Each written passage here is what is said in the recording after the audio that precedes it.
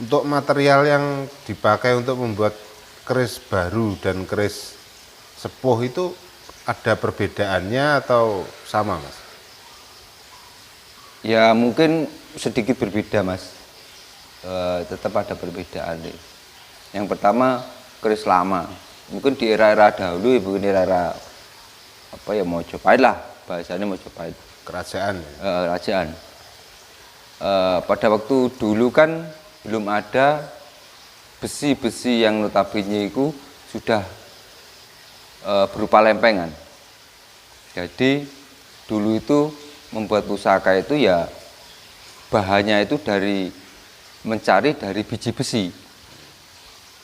Jadi macam-macam batu gitu, Mas? Bermacam-macam ya mencari biji besi lah dari campuran pasir. Itu kan pasti ada biji besi lah itu. Itu disendirikan, dipisahkan antara pasir dan besi-besi, ya besi ini disendirikan. Kemudian kan dipanaskan, diolah lah bahasanya seperti itu. Kalau sekarang kan sudah banyak bahan-bahan besi-besi yang sudah menjadi lempengan, dan itu kan juga walaupun menjadi besi lempengan juga ada grade-nya, grade atau kualitas besi itu sendiri, entah itu tingkat tingkat kekerasan atau dan lain-lain, itu berbeda-beda walaupun itu sudah menjadi lempengan besi. Kalau zaman sekarang ini masih ada apa tidak seorang empu yang membuat keris, atau yang ada hanya pengrajin keris? Kalau sekarang yang saya ketahui, yang saya temui masih ada. Cuma ya ada aja. Cuma yang saya ketahui itu, yang saya pernah berhadapan-hadapan itu mungkin cuma ada dua, Mas. Yang pertama itu ya dari Magetan, Mas Teguh sama Empu Sekataji. Itu sering ngobrol ya kalau Empu Magetan gitu. Cuma kalau di luar sebenarnya masih banyak, tapi kalau di Ponorogo sendiri sih kayaknya sampai sekarang kok belum ada. Yang dibuat berarti kerisnya keris pusaka, Mas ya? Keris pusaka atau souvenir atau bagaimana? Kalau sekelas empu, dia itu tidak pernah membuat keris souvenir, Mas. Kalau kelas empu itu kerisnya keris pusaka. Ini ya memang benar-benar keris yang dipusakakan. Berarti walaupun kerisnya baru, tetap di situ mengandung nilai-nilai yang jenengan sebutkan tadi ya? Iya, tetap mengandung nilai-nilai filosofi. Karena yang walaupun itu baru, Mas, yang membuat itu sang empu itu secara grade pemaharan atau nominal harga itu juga mahal banget. Karena ya sebenarnya enggak mahal sih, karena dilihat dari siapa sih yang membuat. Dia punya jelas terahnya itu jelas dari empu ini terahnya jelas dari leluhur dulu. Beda karo keris souvenir. Keris souvenir ya mungkin ada yang murah ya ada, gara bagus, ada murah ya ada. Cuma kan itu nilai kelasnya kelas souvenir, kualitas souvenir, bukan kualitas pusaka seperti itu. Untuk pakemnya sendiri kalau souvenir masih Mas? Gimana? Apa ya sesuai pakem, apa memang hanya dibuat sebagai barang hiasan atau keperluan yang lainnya? Ya kalau souvenir kan macam-macam, Mas. Kalau souvenir itu ya emang ada yang gara pakem juga ada. Walaupun itu souvenir kan biasanya yang membuat pengrajin. Pengrajin itu sendiri juga mempunyai skill atau kemampuan. Tapi dia kalau dikatakan empu, ya saya sendiri belum bisa lah.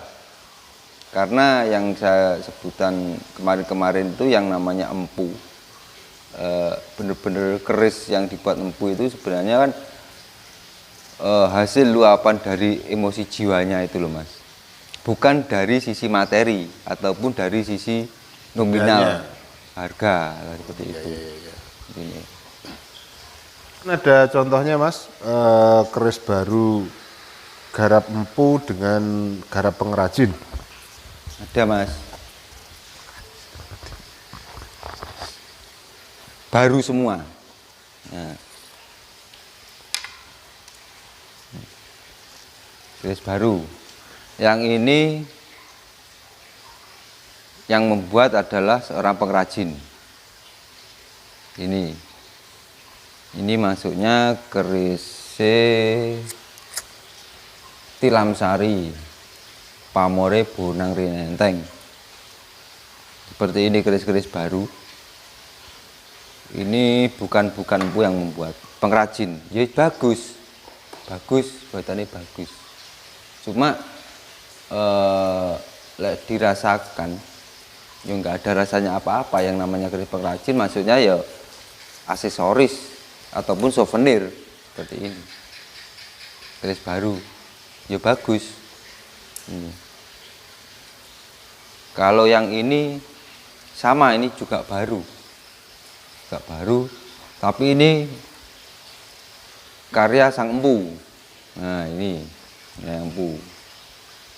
Ini dari empu Magetan, empu Sekartaji.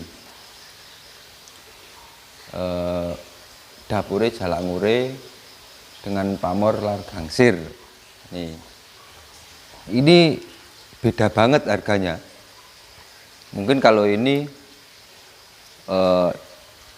harga ini maksimal 500 sudah dapat ini. 500 sudah dapat. Kalau ini ya enggak boleh 500. Ini minimal, kalau seperti ini minimal itu 4 juta sampai 5 juta. Sama-sama baru. Tapi mempunyai kualitas yang berbeda. Dari segi bahan, pamor dan garap itu sudah berbeda.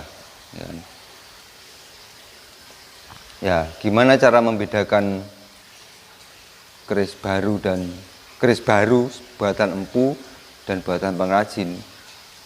Ya, salah satunya kita harus sering-sering belajar mengenai tosanaji.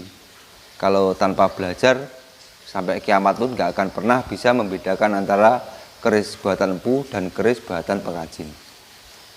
Matur suwun. Membuat pamor dengan cara dipijat itu loh, apa namanya? Oh, dipijat itu Mas. Ya sebenarnya semua keris itu tetap membuatnya itu melalui ditempa, Mas. Ditempa. Ada yang mengatakan itu dipijet. Nah, itu sebenarnya itu pada waktu finishing. Mungkin pada waktu finishing dia itu pakai pijetan tangan. Itu seperti itu. Tapi pada dasarnya keris itu tetap berasal dari besi yang ditempa, ditempa lipat bahasanya seperti itu. Dilipat. Ada yang sepuhannya dipijet dengan tangan, ada yang sepuh dilat. Nah, sepuh dilat itu ada Mas, seperti itu. Berarti memang ditempa dulu baru dipakai pijet itu Mas ya? Ya, ditempa dulu. Pijetan itu sebenarnya hanya finishing. Bukan dari awal itu dipencetin, enggak. Karena prosesnya juga lama, dipencetin ya mungkin itu hanya dongeng atau cerita Mas kalau itu. Keris itu supaya bisa terhindar dari, kan banyak Mas kasus-kasus penipuan, bilangnya keris sepuh ternyata keris souvenir. Itu gimana Mas biar nggak tertipu seperti itu? Ya banyak ya, dari saudara kita yang seneng ataupun seneng nguri-nguri keris, seneng pengen duwe keris ataupun seneng mari keris. Tapi pemahaman tentang keris itu sangat minim sekali. Nah, kalau kita itu seneng, setidaknya kita itu mempelajari dulu. Soalnya kalau kita seneng, terus apa ya? Bahasa Jawa ini ngonjo-ngonjo seperti itu. Itu kok dia itu beli tanpa ada apa ya, pemahaman tentang pusaka itu sendiri. Itu kebanyakan itu pasti keblondrok, Mas. Pasti akan mendapatkan keris-keris seperti ini. Ini bagus, keris bagus. Cuma kan kalau dia nggak tahu, nggak ngerti, nggak paham tentang keris, dia itu kurang seneng gitu tok. Ya hasilnya seperti ini. Dia beli-beli seperti ini. Makanya kalau emang dia itu seneng dulu, emang syarat utama dewi belajar keris itu harus seneng. Katanya seneng. Lek wis dewi seneng ning keris, ya disinau. Lah piye carane sinau? Ya ding numpuk karo sing bener-bener gelem dijak sinau bareng. Ngoten Mas. Serawung ten senior-senior ngoten nggih Mas. Ya minimal serawung sing ten tiyang sing pun paham keris. Dia niku. Dengan jiwa pecinta dan pelestari seperti itu. Ya lek secara umum lek pemula itu ya memang sulit, nggak bisa, harus belajar dulu Mas.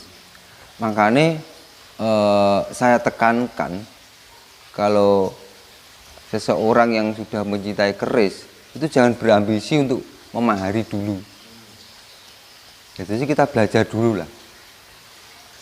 Sebenarnya keris itu yang benar-benar keris, bukan berarti kita itu mencari keris, tapi sebenarnya keris itu mencari tuannya sebenarnya. Kalau memang kita itu sudah paham, sudah ngerti, keris itu akan datang dengan sendirinya. Maksudnya bukan datang berjalan, enggak. Datang pasti ada entah itu tetangganya, ada lantaran, seperti itu Mas. Ini seperti itu. Makanya kan ya banyak kasus-kasus seperti itu banyak sebenarnya. Kan kasihan dalam arti dia itu seneng, terus saking senengnya dia itu membeli tanpa dia punya pemahaman di bidang pusaka atau keris sedikit pun. Akhirnya dia beli seperti ini. Lah, ternyata dilihatkan ke orang-orang yang pakar keris, dikatakan oh ini baru. Nah, ini baru kayak itu. Akhirnya apa? Dia itu putus asa. Ini loh. Putus asa akhirnya wis gak seneng aku keris malen lah seperti itu. Dia putus asa nggak mau belajar. Makanya sebenarnya kecintaan terhadap keris itu sebenarnya bukan kecintaan kita untuk memiliki keris, tapi kecintaan untuk merasuk ke dalam pemahaman keris itu sendiri. Mungkin kalau kita sudah memahami keris itu sendiri, kemungkinan kecil kita akan keblondrok, ibaratnya kapusan seperti ini itu kemungkinan kecil banget seperti ini. Makanya kalau kita niatkan untuk belajar bareng-bareng, belajar pun atas dasar seneng atau cinta dulu terhadap peninggalan leluhur. Suatu saat pasti akan kedatangan pusaka yang benar-benar pusaka yang benar-benar pusaka, yang benar-benar keris seperti itu.